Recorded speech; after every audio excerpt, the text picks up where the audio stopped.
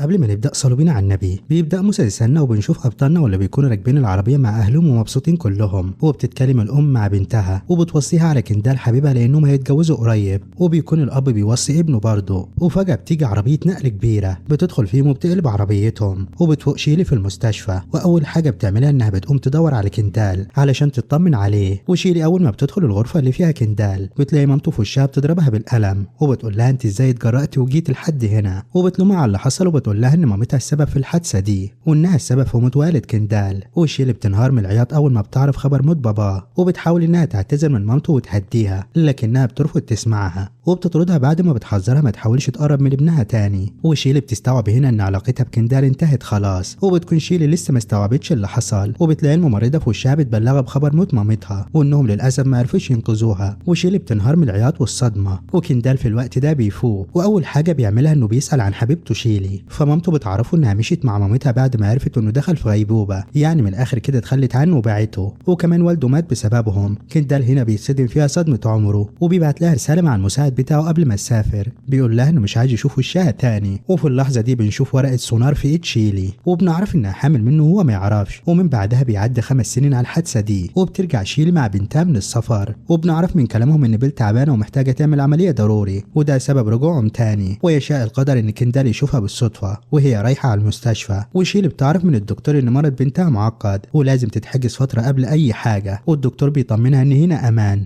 لان دي بلدها، يعني هتلاقي دعم من اهلها والفتره دي اكيد هتعدي. شيلي وقتها بتفتكر حبيبها كندال والوعد اللي وعده لها زمان بانه هيكون اهلها ومش هيتخلى عنها ابدا، وبتفتكر كمان الحادث اللي قلب حياتها. ولما بتخرج بتخبط في كندال، وبيبان على الاتنين انهم لسه لابسين خواتم خطوبتهم ومحدش قلعه، وشيلي بتتصدم لما بتشوفه. ولما كندال بيسالها هي اختفت فين كل السنين دي، شيلي مش بتديله اي اهتمام وبتقوم سايباه وماشيه.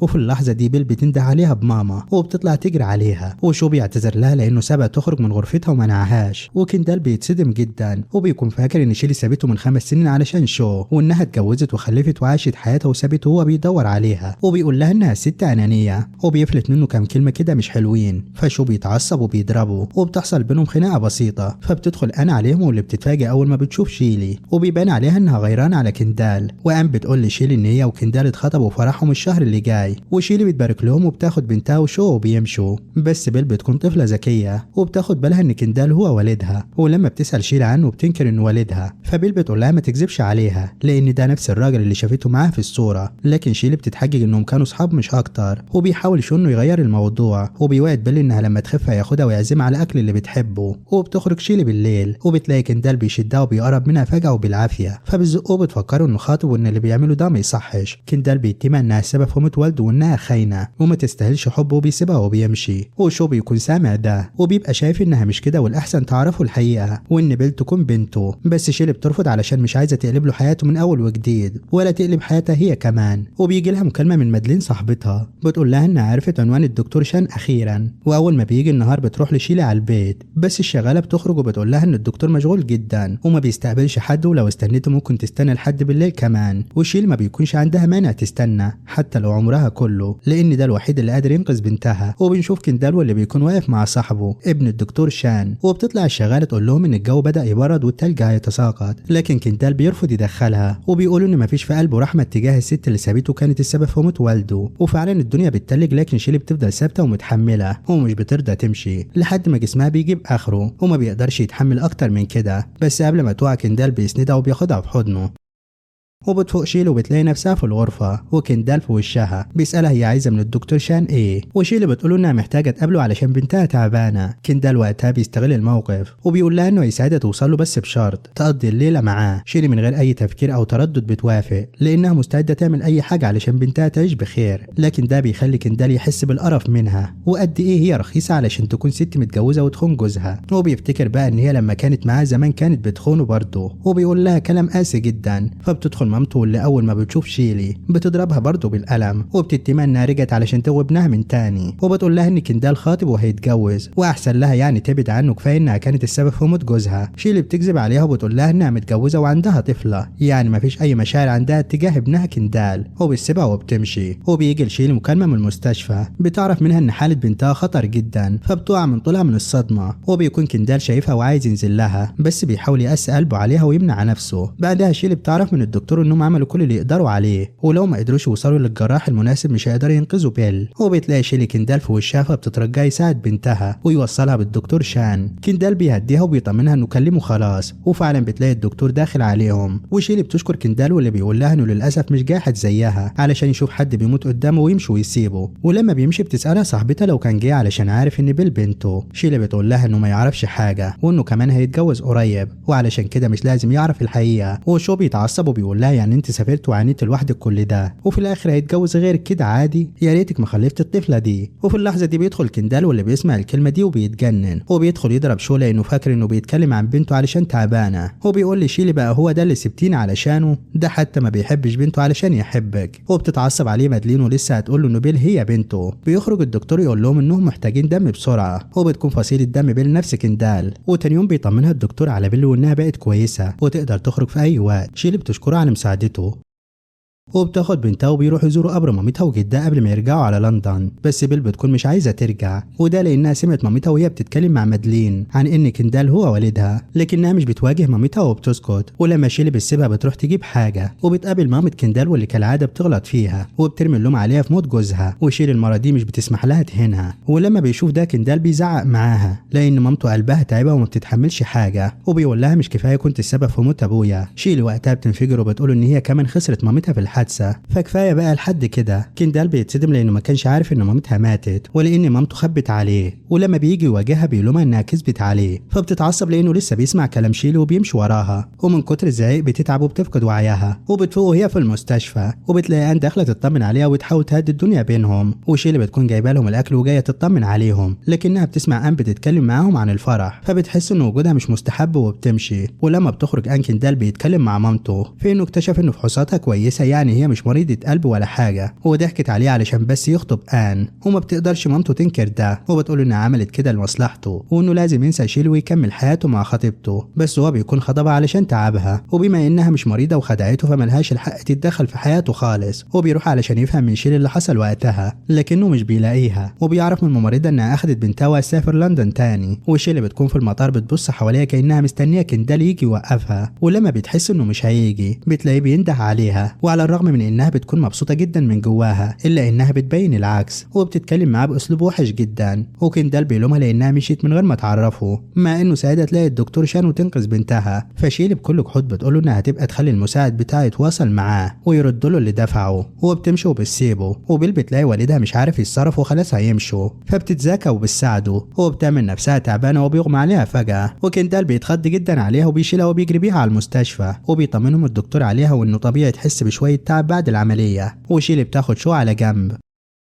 وبتطلب منه يرجع هو على لندن علشان ما تعطلوش عن شغله اكتر من كده، وهي بعد ما بيل تبقى كويسه هتروح له. بيل بتفوق وبيجي شو يديها العلاج بس هي بترفض تاخده وبتطلب من والدها هو اللي يديهولها، وبتسال مامتها مين ده وبتكون مستنياها تقول لها الحقيقه، بس شيلي بتقول لها ان ده زميل قديم. وكندال بيكون مش فاهم هو ليه مهتم ببنت شيلي كده، ولما بيتكلم مع صاحبه في الموضوع بيقول له انه اكيد علشان لسه بيحب شيلي بيحس انه بيحب بنتها، وبينصحه انه يبعد عنها وما يحاولش يقابلها تاني لان شيلي اتجوزت وعاشت حياتها والاحسن انه ينساها ويعيش هو كمان. كندال بيفتكر زمان والوعد اللي وعدوه لبعض بانهم يفضلوا سوا لاخر العمر، وبيكون كندال مش عارف ازاي هينسى كل ده. وتاني يوم بيروح مع شيلي يلعبوا بيل، وشيلي بتساله ايه اللي جابه وبتطلب منه ما يجيش تاني، وكندال بيتحجج انه وعد بيل انه هيجي معاهم، وبعدين هو اصلا كان فاضي وقال يعدي عليهم. واثناء ما بيكون الاتنين بيتكلموا بتروح بيل ورا الكوره بتاعتها، وقتها بتقابل جدتها اللي بتحس انها شقيه وشبه كندال وهي صغيره، وبتتمنى تشوف حفيدتها قريب وتكون عسوله شبه بيل كده. هو شيلي بتلاحظ اختفاء بنتها وبتقلق جدا عليها هي وكندال، واول ما بيلاقوها بتتعصب عليها علشان اتحركت من مكانها من غير ما تعرفها لانها كان ممكن تتوه. وبيل بتجري وبتتحامى في كندال واللي بيدافع عنها، ولما شيلي بتحس انه بدا يتعلق بيها بتاخدها وبيمشوا على طول. وبيرجع كندال على المستشفى وبيلاقي ان قاعده مع مامته بيتكلموا عن الفرح، ومامته بتقول لها انها عايزه تشيل حفيدها قريب. فكندال بيصدمهم بانه قرر يفسخ الخطوبه، وان من الاول ما كانش عايز يتجوز ان لولا انهم خدعوه بمرضها وان دي امنيتها الوحيده. وان بتفضل تساله هي عملت ايه علشان يفسخ خطوبته خطوبته معاها وازاي هتقول لعيلتها الخبر ده. فكندال بيقول لها ان هي كمان خدعته، اما بالنسبه لاهلها فهو هيعوضهم بالطريقه اللي عايزينها ويحل الموضوع. ولما بيخرج بتكون ان متعصبه جدا وعارفه ان رجوع شيلي هو السبب. وكندال بيسمع شيلي وهي بتتكلم مع بنتها انهم لازم يرجعوا لندن علشان شغلها ومعرضها هناك، فبيعمل مكالمه تليفون وبعدها موبايل شيلي بيرن وبتكلمها شركه فنيه بتكون عايزاها تعرض اللوحات بتاعتها في المعرض بتاعهم وكده، وشيلي بتوافق لان ده هيساعدها في مسيرتها المهنيه جدا. وبيلاقي كندال صاحبه بيرن عليه يتخانق معاه لانه سمع انه دفع 5 مليون علشان شيلي تعرض لوحاتها وتفضل كام يوم تانيين في البلد، وان مفيش حد عاقل يعمل اللي هو بيعمله، لكن هو ما بيهتمش وكل اللي فارق له شيلي تفضل جنبه وبس. هو بتوصل اللوحات بتاعه شيلي من لندن وبيكون في لوحه هم مش فاكرينها، ولما مادلين بتشيل الغطا اللي عليها بيتصدموا بانها لوحه مرسومه لكندال. فشيلي بتفتكر ايام ما كانت بترسم اللوحه دي وانها كانت عايزه تقدمها له كهديه يوم فرحهم. وبيوصل لان خبر ان كندال صرف 5 مليون علشان خاطر معرض شيلي، فبتتعصب جدا. ووقت المقابله بتاعت شيلي بتتعمد انها تروح مع كندال على نفس المكان علشان تشوفهم سوا. وفعلا شيلي ما بتكونش فاهمه ليه كندال بيطاردها لما هو علاقته بان كويسه كده، وبيبان عليها انها غيرانه ومتضايقه. وبالليل بيفضل كندال يشرب كتير وهو بيتكلم مع صاحبه عن شيلي وان قد ايه بيكرهها بس مش قادر يبعد عنها، وصاحبه بيحب يوافق راسين في الحلال. فبيقوم واخد موبايله وبيرن على شيلي على انه حد غريب. هو بيعرفها ان كندال شرب كتير وبيطلب منها تيجي تاخده لانه ما لقاش رقم حد غيرها في الطوارئ. فشيلي بتضطر انها تروح تاخده على بيتها، وكندال بيفضل يخرف بالكلام. هو بيحضنها وبيطلب منها ما تمشيش وتسيبه تاني، فبتفكر انهم من 5 سنين هو اللي طلب من المساعد بتاعه يصفرها ويبلغها انه مش عايز يشوف وشها تاني. وتاني يوم كندال بيصحى مش فاكر اي حاجه ومش عارف هو ايه اللي جابه بتشيلي، وبيشوف اللوحه اللي هي مغطياها ولسه بيشد الغطا من عليها بيلاقي شيلي بتمنعه وبيسالها هو ايه اللي جابه هنا. شيلي بتقول له يسال نفسه هو ليه حاطط رقمها في الطوارئ، وبتعرفه انه صاحب المكان رن عليها علشان تيجي تاخده لانهم عايزين يقفلوا. وطبعا هي ما كانش ينفع ترجعه على بيته علشان ما تسمعش كلمتين ما لهمش لازمه من مامته، فاضطرت انها تجيبه على هنا. وبيكون كندال مش فاهم صاحبه عمل كده ليه، فبيشكرها وبيمشي. هو شيلي بتلاقي راجل غريب بيخبط فيها بالغلط، بعدها بتكتشف ان اللوحات بتاعتها كلها اتقطعت، ودي بتكون كارثه لان خلاص ما فاضلش على الافتتاح كتير. فبتطلب من مادلين انها تبعت تجيب اللوحات الاحتياطيه من البيت. هو بيبدا المعرض والدنيا بتكون تمام لحد ما بيسمعوا الناس بتتكلم عن لوحه من اللوحات وانها الراجل الاعمال المشهور كندال.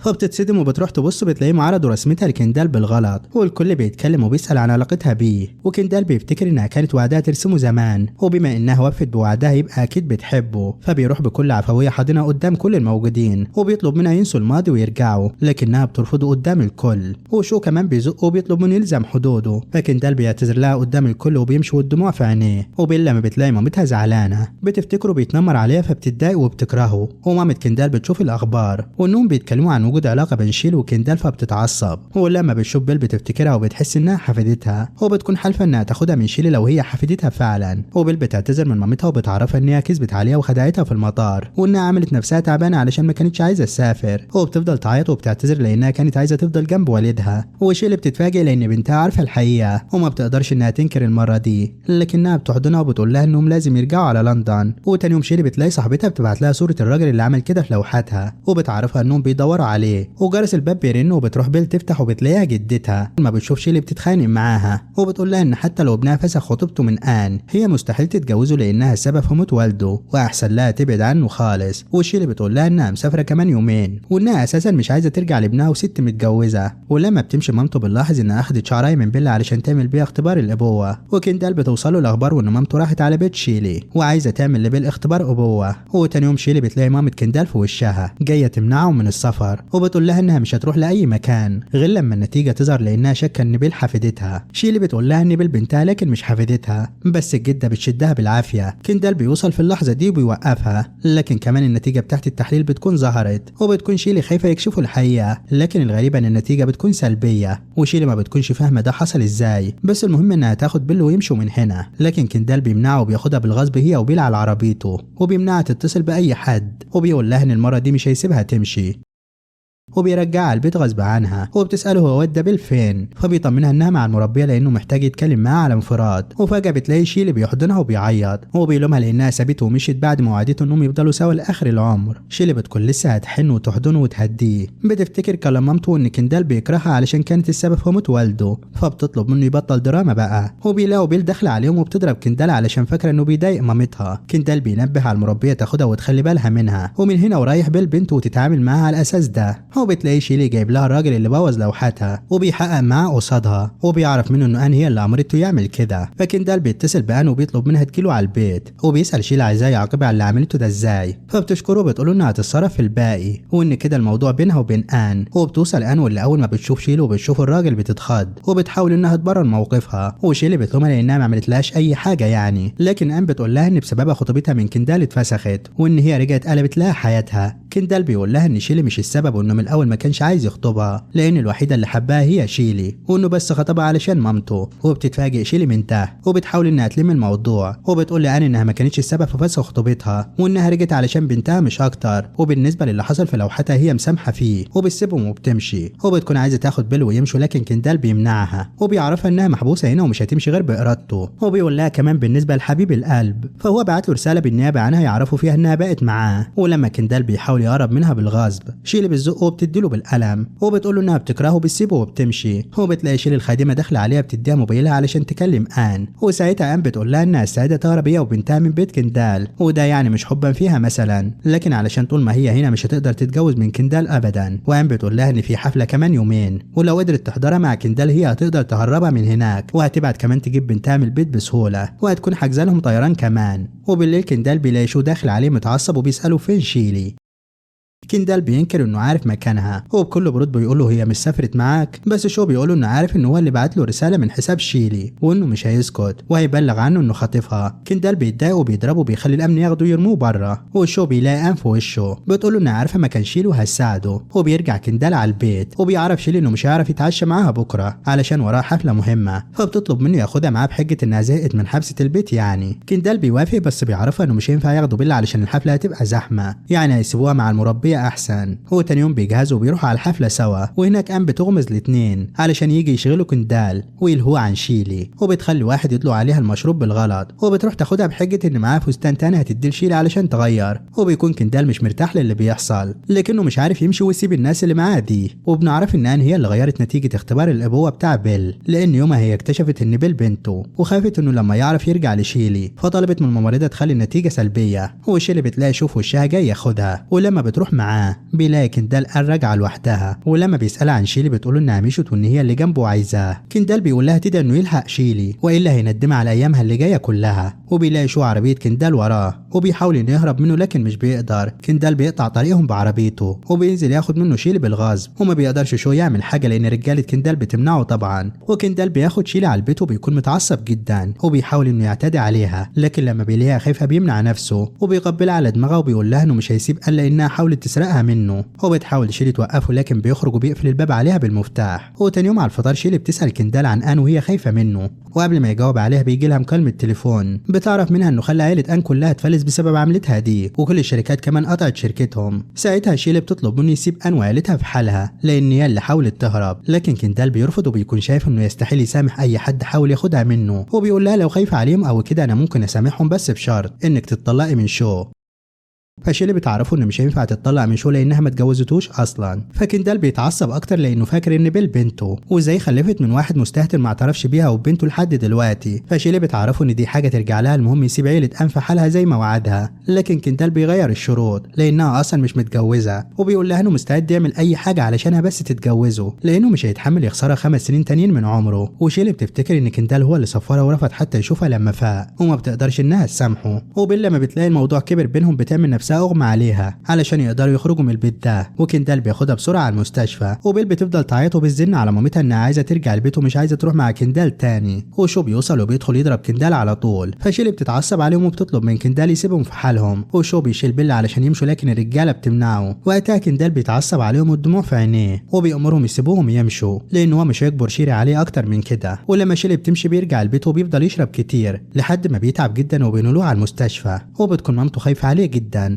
انه رافض حتى ياخد العلاج ورافض يشوف اي حد. هو بيطلب كندال منها تسيبه لوحده وتخرج. وقتها الشغاله بتتكلم مع مامته عن وضع كندال وبتقول لها انها شايفه انه لازم يعرف الحقيقه لانه من يوم ما شيلي بعدت عنه هو بقى شخص باهت ودايما حزين على عكس الاول وان اللي بتعمله في ابنها ده ظلم ولازم تصلحه لو فعلا خايفه عليه. بعدها مامته بتروح تزور قبر والده وبتتكلم معاه انها حاسه بالذنب اتجاه ابنها لانها فعلا سرقت منه حياته وسعادته، لكن ده غصب عنها لان يوم ما مات هي حست بالكره الشديد اتجاه شيلي وما كانتش متقبله تشوف تشوف حد من العيلة دي قصادها، وسرقت من كندال حق الاختيار في العفو أو الكره، وبتكون أخدت قرار بإنها تصلح كل ده. فبترجع على المستشفى وبترن على شيلي، واللي أول ما بتسمع صوتها بتقول لها إنها سافرت خلاص، فلو بتكلمها يعني علشان تقول لها تبعد عن ابنها، فهي بعدت من زمان. لكن مامته بتقول لها إن هي رنت عليها لأن كندال في المستشفى وحالته صعبة، وحتى رافض ياخد العلاج، وإنه كل اللي حصل زمان سوء تفاهم هي السبب فيه. وشيلي بتتصدم لما بتعرف إن مامته هي اللي بعتت المساعد بتاعه يقول لها إن كندال مش عايز يشوف وشها تاني، واداها تذاكر الطيران، وإن أساسا كندال ما يعرفش أي حاجة عن اللي حصل.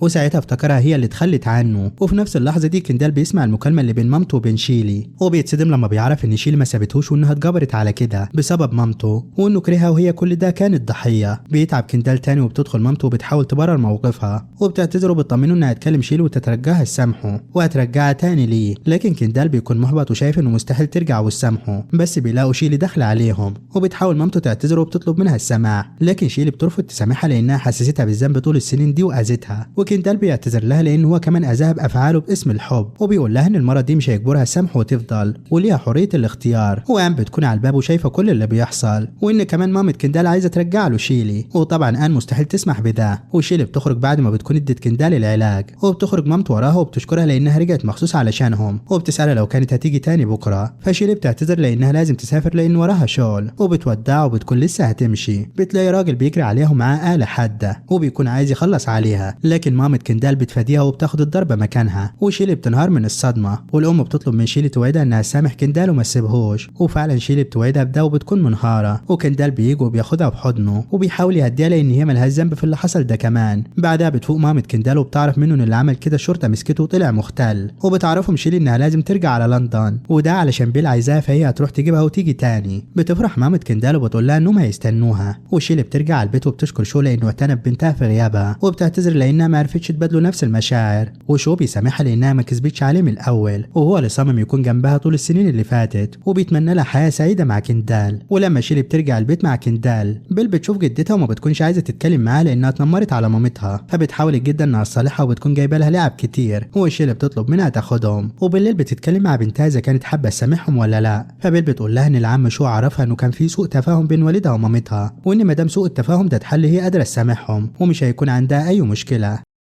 وبتكون شيلي متردده تعرف كندال ان بيل بنته ولا تستنى شويه. وتاني يوم على الفطار شيلي بتلاقي ام بتتصل بيها تعزمهم على عيد ميلادها لان لسه محدش عارف اللي هي عملته، فبتروح شيلي مع كندال على اساس انهم يفتحوا معاها صفحه جديده. واول ما بيدخلوا كندال بياخد مشروب وبيدوخ بعده، والخادمه بتاخدهم تطلعهم على الغرفه بحجه ان كندال يرتاح، وبتقول لها ان ان طلبت تشوفها. لكن اول ما بيخرجوا ام بتدخل على كندال وبتكون عايزه تقرب منه، وشيلي بتوصل الغرفه وبتلاقي الشغاله خرجت وقفلت عليها الباب بالمفتاح، وبتلمح كرسي في الغرفه وبتقرر تكسر القافل.